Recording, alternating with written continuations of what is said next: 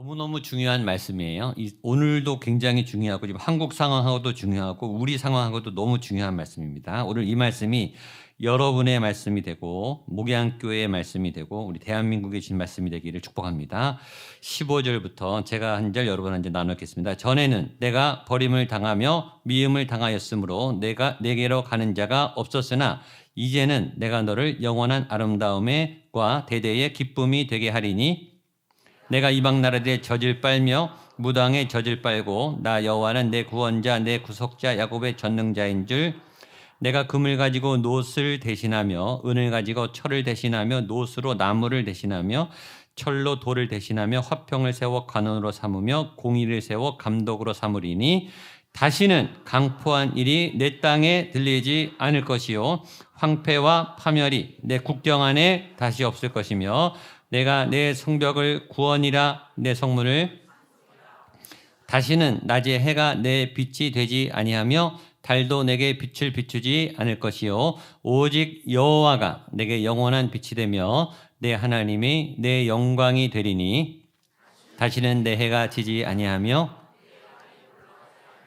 여호와가 내 영원한 빛이 되고 내 슬픔의 날이 끝날 내 백성이 다 의롭게 되어 영원히 땅을 차지하리니 그들은 내가 심은 가지요 내가 손으로 만든 것으로서 나의 영광을 나타낼 것이니 함께 읽겠습니다. 그 작은 자가 천명을 이루겠고 그 약한 자가 강국을 이룰 것이라 때가 되면 나 여호와가 속히 이루리라.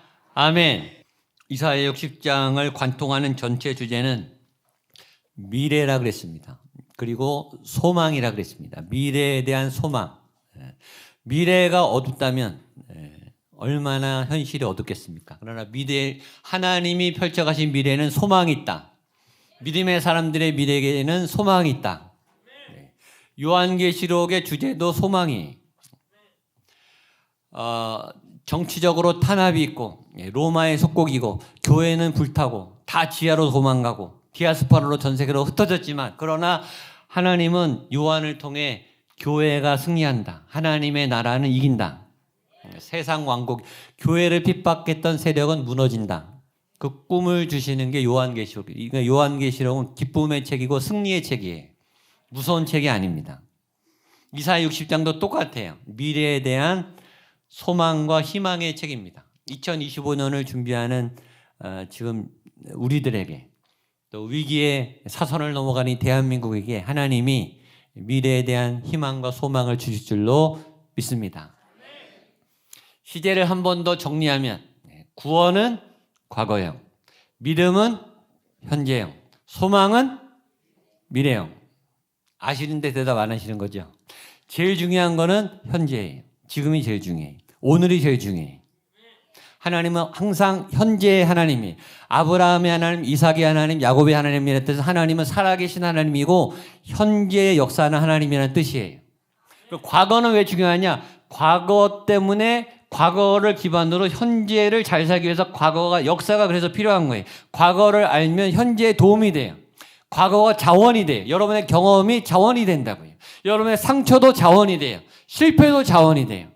승리도 자원이 돼요. 다 이 과거의 믿음의 경험과 이 역사들이 여러분에게 현재에 도움이 되는 거예요. 그래서 과거는 중요한 거예요. 미래는 왜 중요하냐? 미래가 확실해야, 미래가 선명해야 현재가 힘을 받기 때문에. 미래가 안 보이면 현재도 지금이 아무리 좋아도 힘이 없다 그랬어요. 내일 불안한데 오늘 즐거운 게 무슨 의미가 있냐고요. 내일 죽는데 오늘 부자인 게 무슨 의미가 있냐고요. 그러니까 미래가 보장되고 미래가 확실할수록 현재는 힘이 있고 현재는 적극적이 되고 현재는 승리의 삶을 살 수 있게 되는 거죠. 그런데 이 현재가 이어지면 계속 우리 현재지만 이제 미래가 찾아오는 거죠. 이 시간이라는 거는 참 신기하고도 어떤 면에서는 무서운 하나님의 작품이에요. 인간은 시간을 거스를 수가 없어요. 이론적으로는 타임머신 얘기하지만 인간은 시간의 절대 지배하에 있어요. 미래를 알 수도 없습니다. 근데 시간이 흐른다는 것은 어떤 면에서는 은혜고 어떤 면에서는 굉장히 무서운 일입니다. 어떤 면에서 시간이 가는 건 참 다행이에요. 고난이 지나가거든요. 군대 가는 사람들이 꼭 하는 말 있어요. 국방부 시계는 계속 간다고. 예. 아무리 기합을 받고 아무리 이 군대 생활이 힘들어도 시계는 간다 이거예요. 제대한다 이거죠. 제대 날은 하루하루 다가와요. 시간이 무서워요. 아들이 군대 갈 때 보니까 제가 군대 갈 때보다 더 힘들더라고요. 아들 군대 보내놓고 시간마다 막 이 몸이 얘가 지금 얼마나 얼어 있을까, 얼마나 지금 군기 잡혀 있을까 그 생각을 하니까 잠이 안 오더라고요. 근데 처음에만 그러더라고요. 휴가를 오고 마지막 휴가 때 그러니까 시간이 가는 거예요. 제대를 하고 다시 사회에 복귀했죠. 지나가요. 아이를 처음 낳아서 키울 때는 응급실에 자주 가게 돼요. 조금만 열이 나고 조금만 재채기를 조금만 아파도 큰일 난 것 같아서 막 들쳐업고 응급실을 막 가죠. 조금 있다 알아요. 아, 얘가 좀 있다 낫겠구나. 열이 내리겠구나. 괜찮은 거구나. 그러니까 둘째 때는 응급실에 안 가게 되더라고요. 시간이 지나면 알아요. 청년들 연애 상담하고 실현을 하고 또 가족이 다치거나 아프고 또 사고를 당해서 장례를 치르고 그럴 때마다 우리가 위로 아닌 위로 그렇게 말할 수는 없지만 속으로 생각하죠. 시간이 약이다.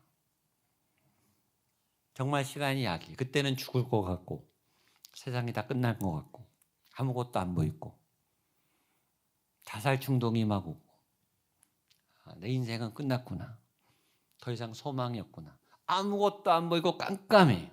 하루하루가 정말 고통 같아. 그리고 더 무서운 건 이 고통이 계속될 것 같은 공포죠. 그런데 이상하게 시간이 지나면 서서히 회복이 돼요. 이상하게.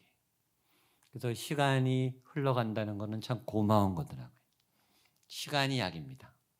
우리가 위기에 있는 사람 할 때 꼭 말하죠. 이 또한 지나간다는 거예요.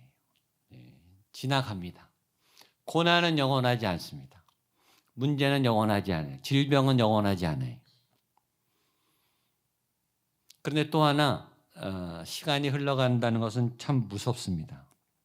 시간을 막을 수 없기 때문입니다. 특별히 좋은 날이 지나가는 것은 무서운 거예요.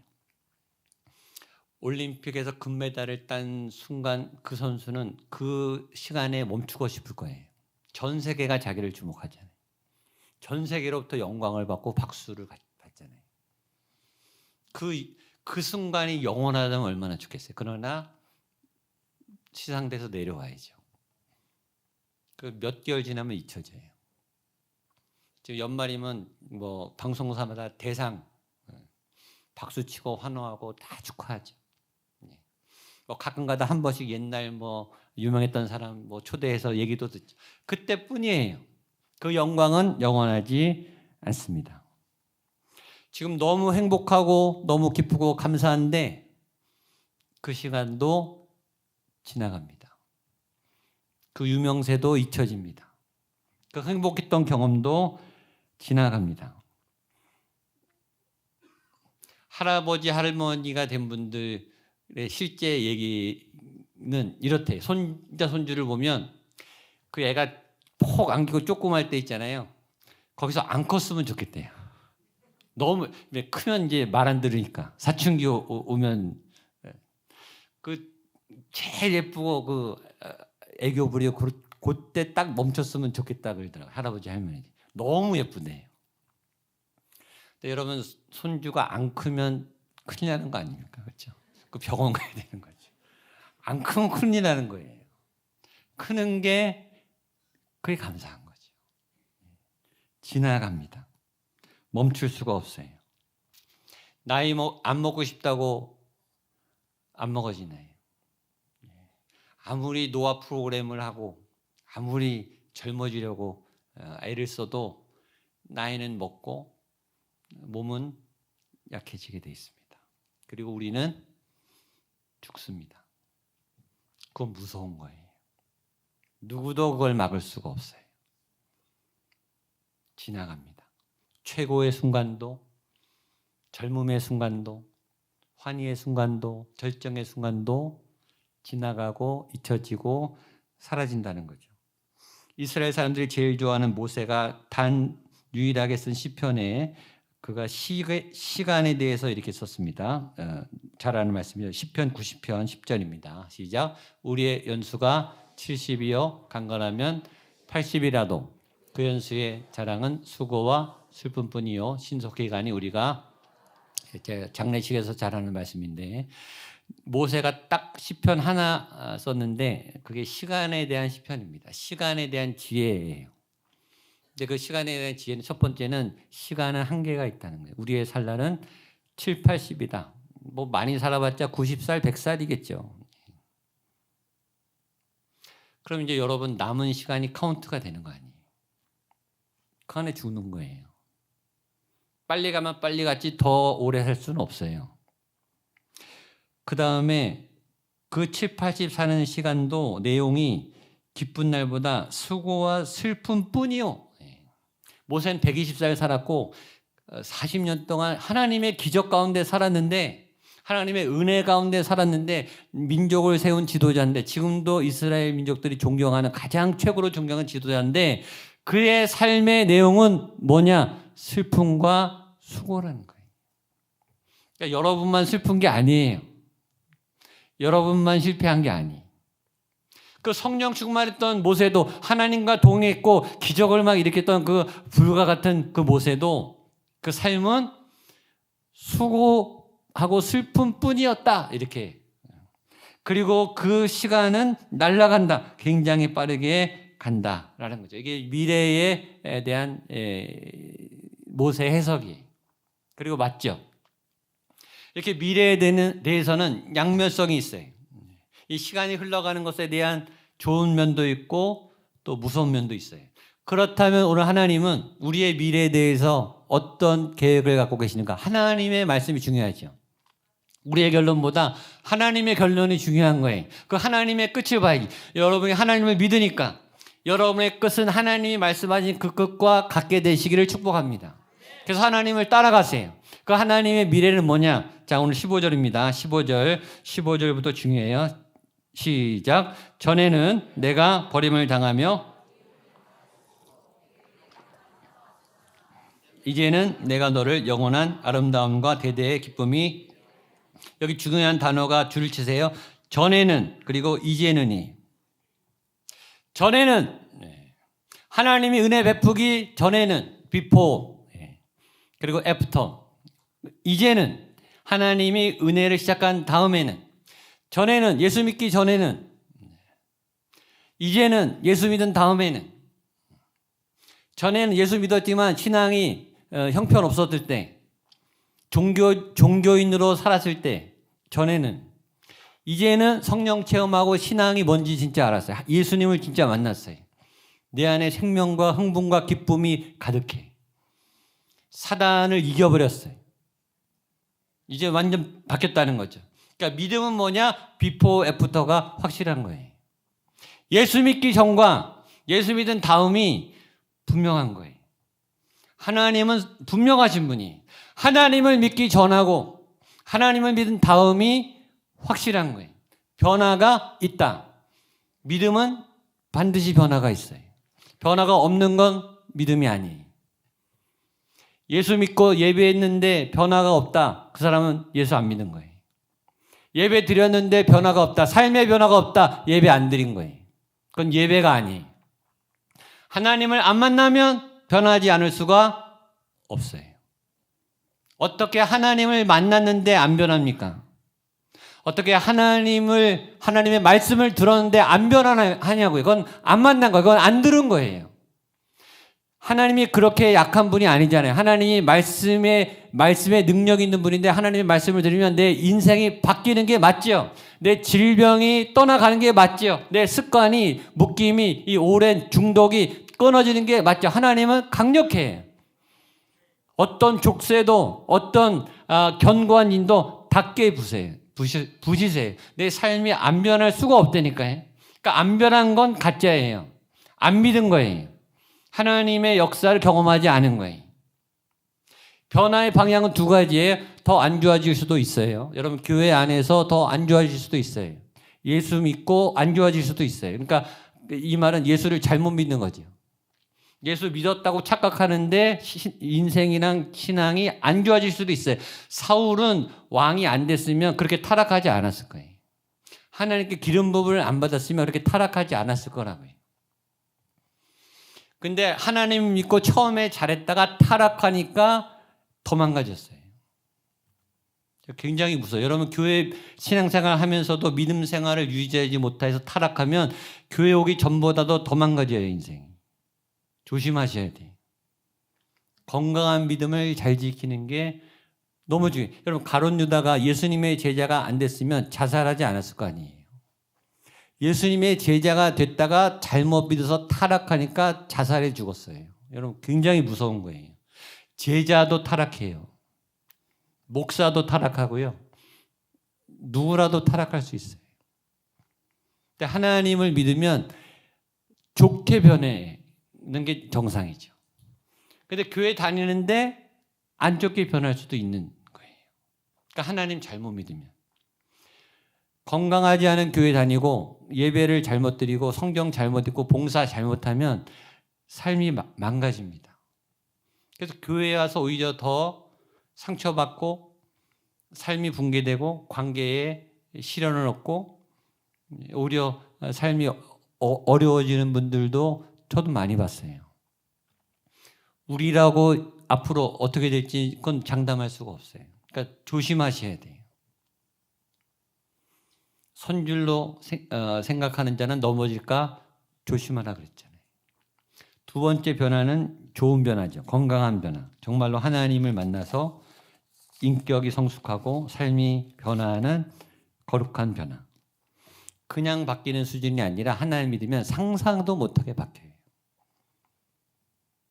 저가 그렇게 바뀌어요. 저는 이렇게 설교하는 체질이 아니에요. 전 뒤에서 조용히 이렇게 안 보이는 거, 얘기하는 거 안 좋아하는 사람이에요.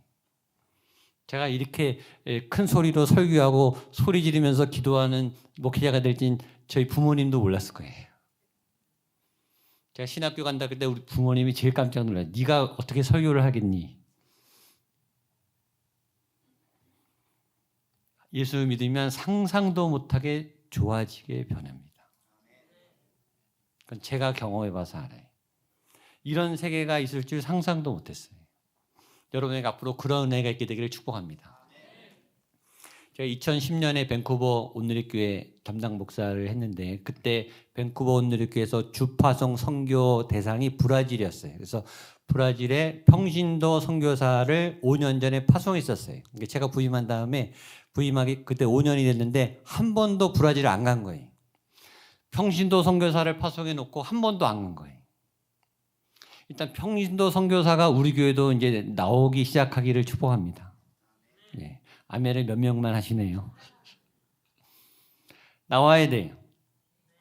그래서 예배팀을 데리고 상파울로로 날아갔어요. 네. 밴쿠버에서도 비행기 한번 갈아타고 멀어요. 브라질 굉장히 멉니다. 네. 한국에서 가려면 24시간 비행기 타도 더 가야 돼요. 밴쿠버에서 가는데도 하여튼 거의 하루 걸리더라고요. 제가 가서 3일 동안 성령 집회를 했어요. 예배팀. 그때도 예배팀이 좋아서. 가서 다 방언이 열리고 막 치유가 있고 회복이 있고 회개가 있고 그다음에 관계 교회 그 상파울로 한인교회가 도우미 사모님 황은철 목사님 목회하던 그 교회예요. 그때 이제 처음 뵈고 2년이 된 거예요. 그래서 3일 동안 집회가 너무 잘 됐더니 장로님들이 다 감동을 받고 그때 처음 그 브라질 우리나라에 안 들어와 슈아스코라는 그 브라질이 고기가 굉장히 유명해요. 그걸 사주고 그것도 성이 안 찼는지 이구아스 폭포 구경을 시켜줬어요. 이구아스 폭포. 세계에서 제일 큰 폭포. 비행기 타고 상폴로에서 1시간 가서 거기가 아르헨티나 그다음에 브라질 국경이 겹쳐 있습니다.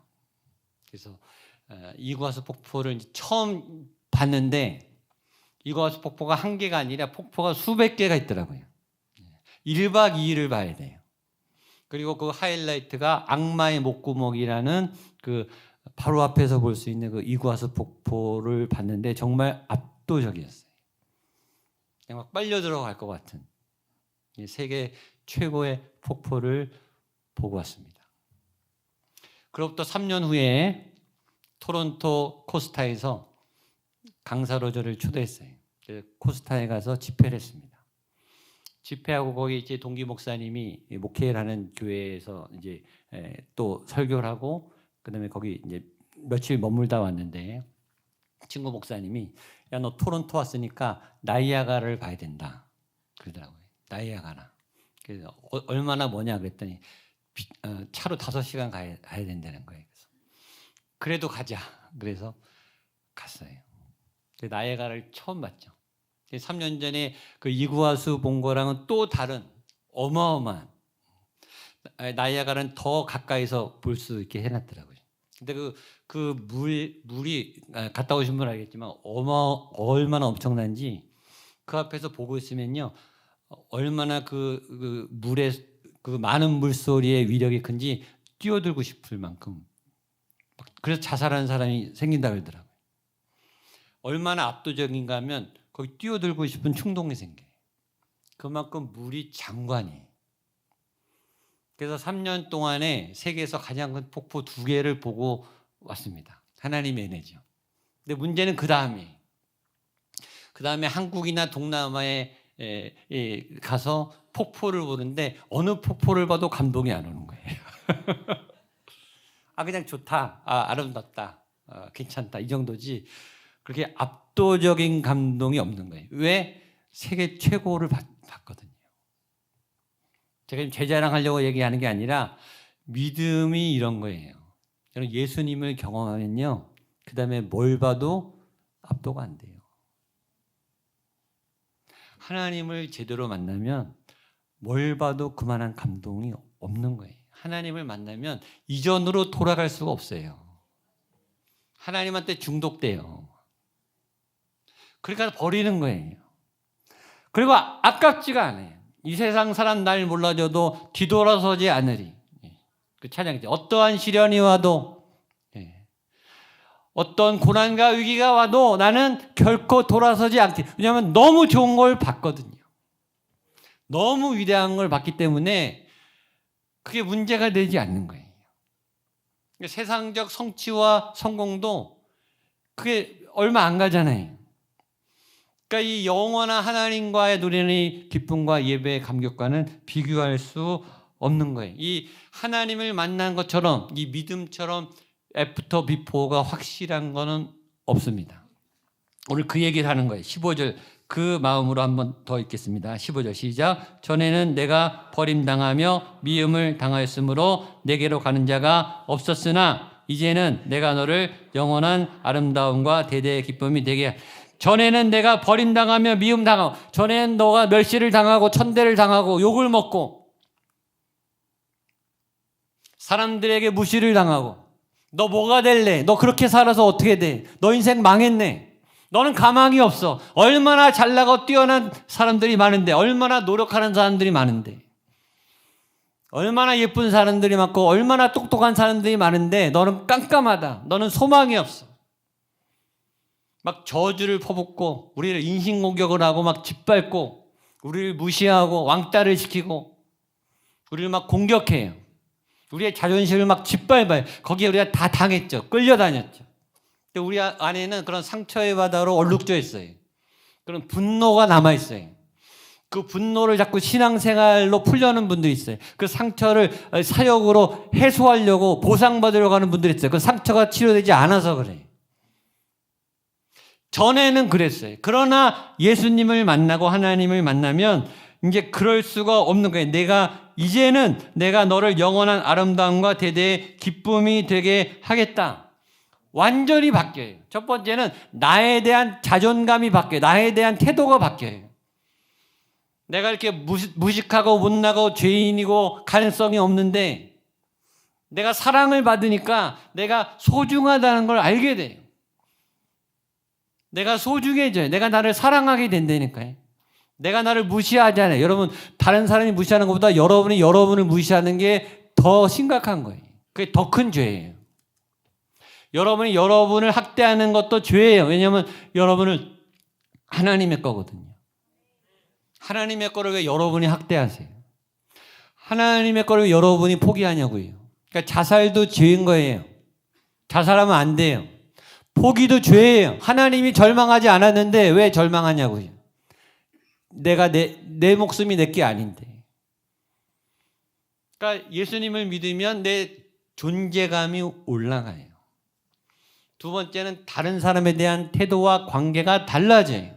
다른 사람이 경쟁 상대가 아니고 비난 상대가 아니고 다른 사람이 나에 대한 걸림돌이 아니고 가족이 짐이 아니고 가족이 사랑의 대상이 돼요.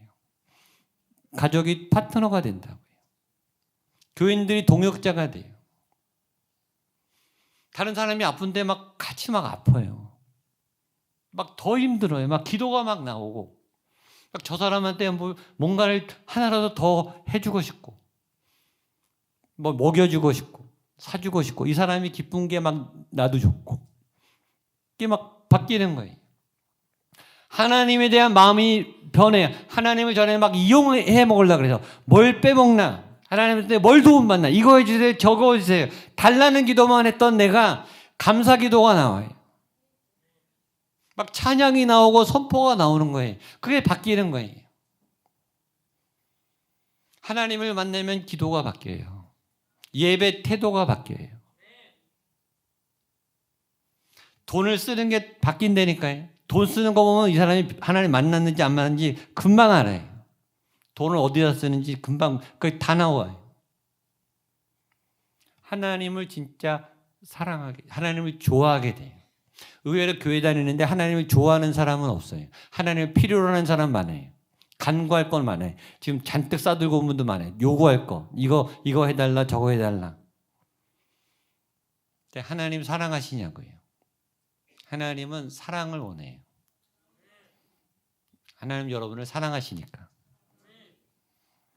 그게 바뀌니까 하나님 말하지 이제는 너는 내 기쁨이다. 그러니까 너만 보면 기쁘다. 네가 뭐 안 해도 그냥 기쁘다. 이 믿음은 너무 좋은 거예요. 예배는 좋은 거예요. 하나님 믿는 거는 즐거운 거예요. 그러니까 고난이 오지만 내 생각대로 안 되지만 낭망도 하죠. 힘도 들죠. 왜 안 힘들겠어요? 어려움도 있죠. 스트레스도 받죠. 그러나 하나님이 열어가신 그 길은 좋은 길입니다. 비포 애프터가 선명해요. 오늘도 예배 비포 애프터가 있어야 맞아요. 그게 예배예요. 오늘 예배 드린 이후에 여러분의 삶에 기쁨과 감사와 회복이 있게 되기를 축복합니다. 자, 그래서 강력한 하나님의 통치가 임하는데 16절, 17절입니다. 시작. 내가 이방 나라들의 젖을 빨며 무당의 젖을 빨고 나 여호와는 내 구원자, 내 구속자, 야곱의 전능자인 줄 알리라. 내가 금을 가지고 놋을 대신하며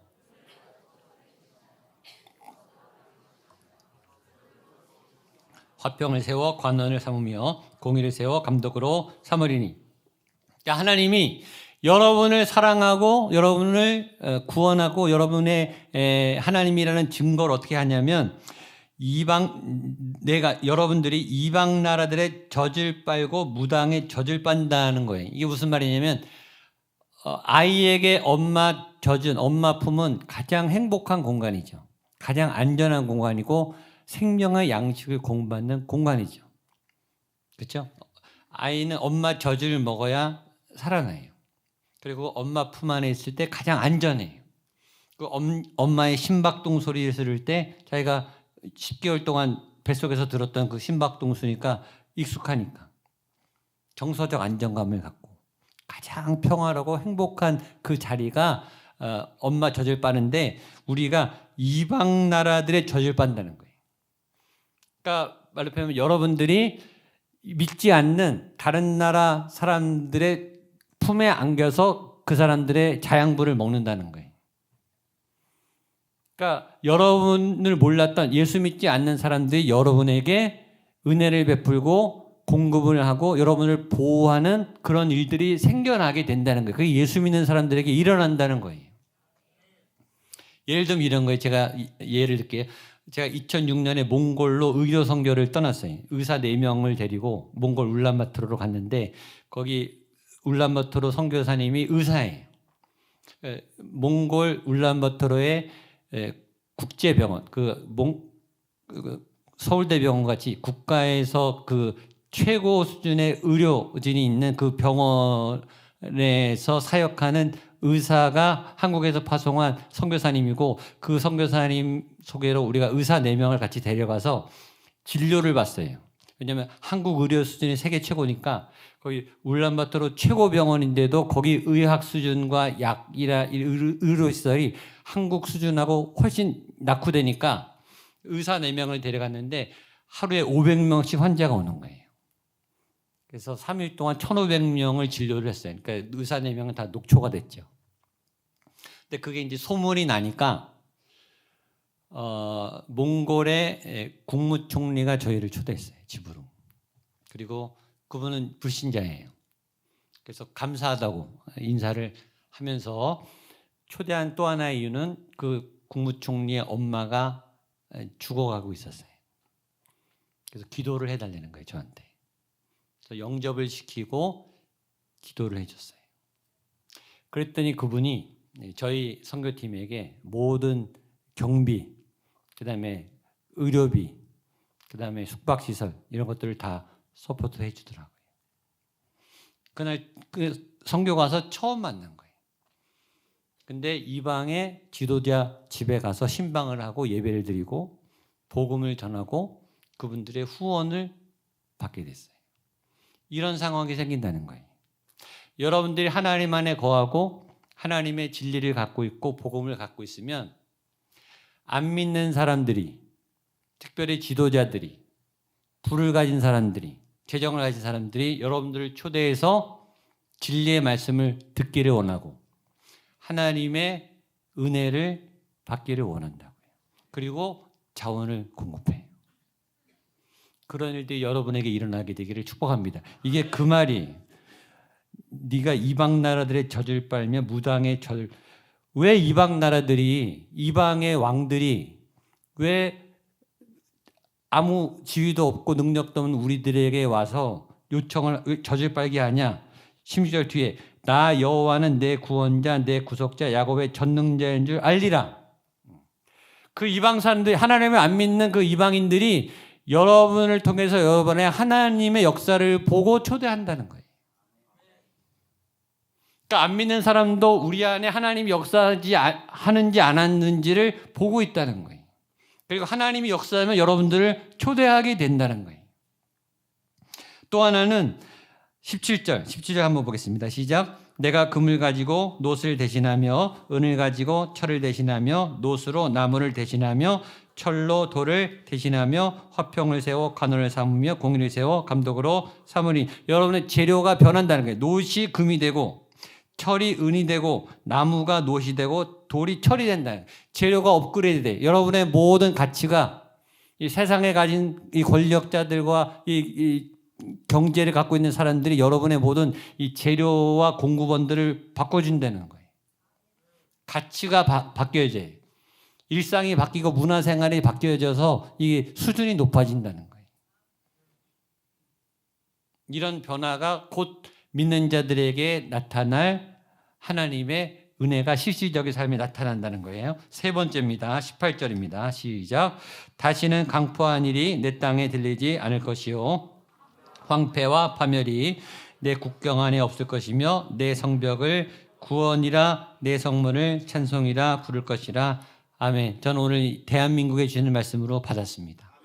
네. 다시는 강포가 사라지고 황폐와 파멸이 국경 안에 사라진다. 하나님이 지금 이 작업을 하시는 중이라고 믿습니다. 지금 솎아내는 거예요. 대한민국의 이 악한 세력을 솎아내는 과정이 아닌가. 수술대에 올라가면 아프죠. 죽을 것 같죠. 마취하죠. 그래야 암을 도려내죠. 그렇죠? 이 과정이 아닌가. 자, 세 가지 강포와 황폐.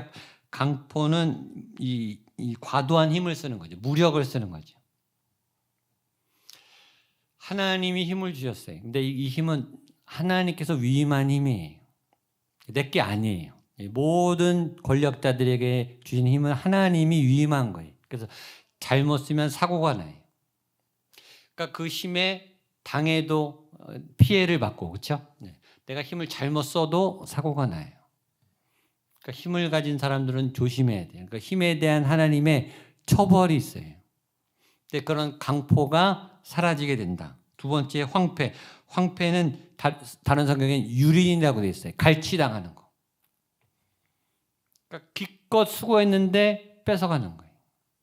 너무 억울한 거죠. 기껏 애썼는데 다 갈취당하는 거. 이 부정한 사회죠. 세 번째는 파멸. 힘들게 고생했는데 공든탑이 무너지는 거. 사람들의 수고를 헛되게 하는 그런 일들이 나라에서 사라지게 될 것이다. 이 나라가 그렇게 되기를 주님의 이름으로 축복합니다. 그 다음에 19절 20절입니다. 시작. 다시는 낮에 해가 내 빛이 되지 아니하며 달도 내게 빛을 비추지 않을 것이요 오직 여호와가 내게 영원한 빛이 되며 내 하나님의 영광이 되리니 다시는 내 해가 지지 아니하며 내 달이 물러가지 아니할 것은 여호와가 내 영원한 빛이 되고 내 슬픔의 날이 끝날 것임이라. 아멘. 성경에서 말하는 빛은 태양빛이 아니고 태초에 빛이 있으라. 천지창조의 시작이 빛이죠. 빛은 생명을 말해요. 하나님의 생명. 그리고 하나님의 생명은 죽음이 없는 생명이에요. 죄 때문에 죽음이 왔지 원래 하나님의 생명, 아담과 하와는 영원히 살도록 지음받았어요. 우리도 영원히 살잖아요. 예수 믿고. 그렇죠? 하나님의 생명 안에는 그 생명은 죽지도 않고 다치지도 않고 죄를 지지도 않는 생명이에요. 그게 하나님의 생명의 빛의 의미예요. 그래서 그 생명의 빛이 회복된다. 생명일 뿐만 아니라 하나님의 빛은 에너지원이에요. 동력이에요. 성령의 파워를 갖고 있잖아요. 그러니까 성령이 임하면 파워가 생기죠. 생명이 살아나고 파워가 생겨요. 그러니까 여러분에게 하나님의 생명이 회복되고 그 생명이 회복되면 암도 이기고 질병도 이기고 고난도 이기고 죄도 이기고 그것이 동력이 돼서 하나님의 능력이 나타나서 열매를 맺는 영향력 있는 일을 행사하는 자원과 동력이 되기를 축복합니다. 근데 그게 다시는 꺼지지 않게 된다는 거예요. 자, 마지막 21절 22절입니다. 시작. 내 백성이 다 의롭게 되어 영원히 땅을 차지하리니 그들은 내가 심은 가지요 내가 손으로 만든 것으로서 나의 영광을 나타낼 것인즉 그 작은 자가 천명을 이루겠고